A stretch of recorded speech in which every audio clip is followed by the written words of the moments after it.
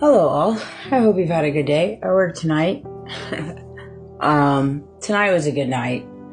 I had a lot of beautiful conversations. Beautiful kids came in with their families and they were so sweet. So sweet. And there was this one lady. Oh, she was so sweet. She gave me the best hug. And the best hug ever.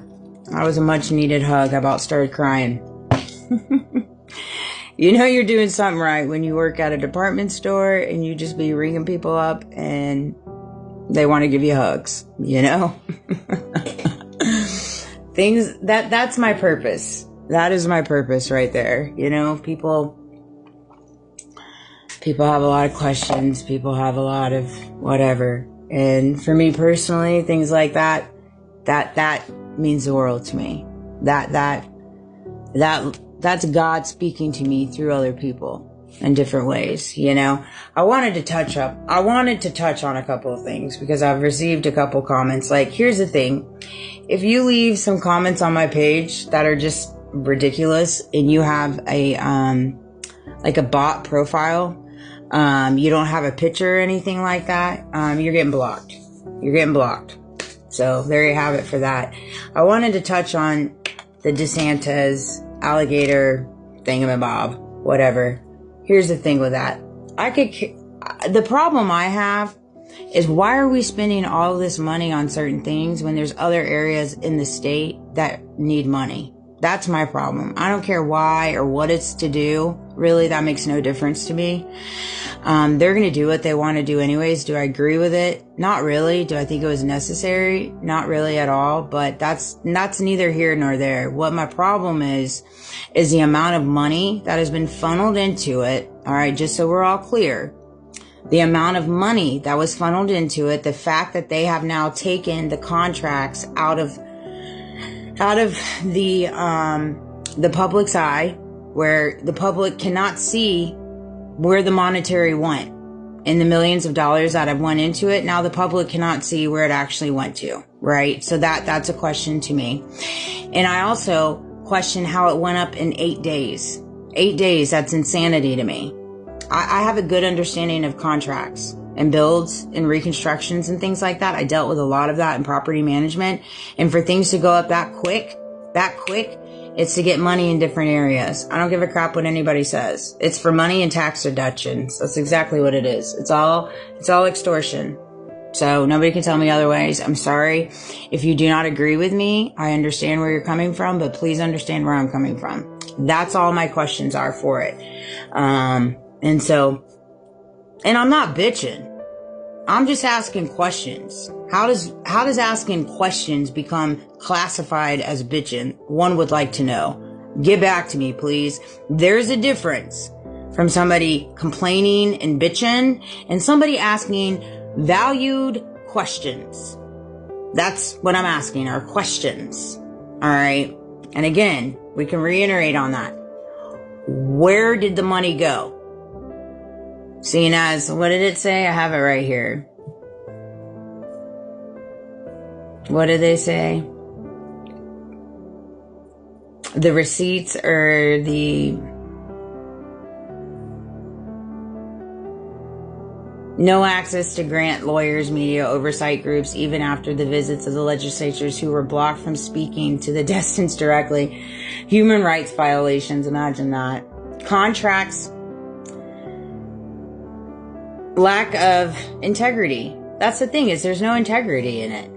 Like, if you're going to funnel that much money, contracts included $78 million of critical response strategies, staffing wardens, correction officers earning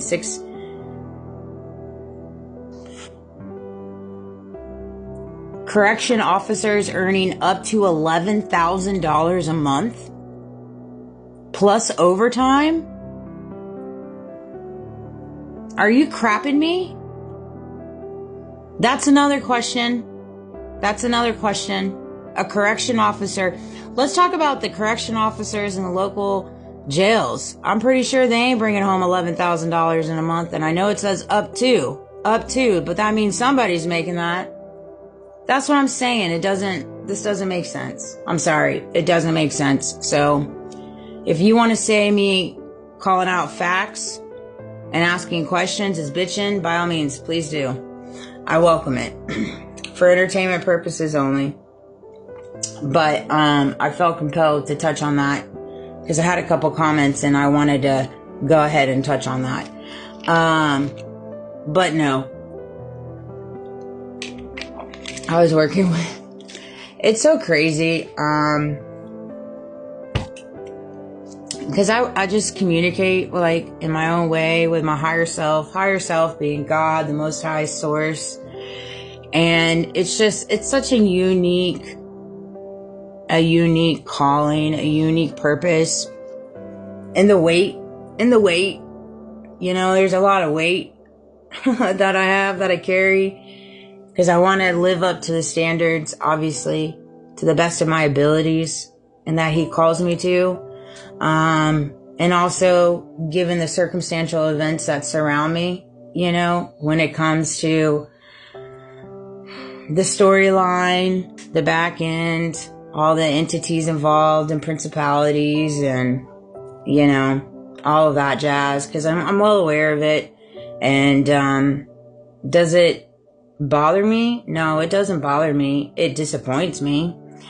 It disappoints me to no end, but it just fuels my fire. It fuels my fire to, you know, constantly beat the bag every day, beat the pavement, and be the best version of myself in my purpose to the best of my abilities. And I feel like everybody should be that way.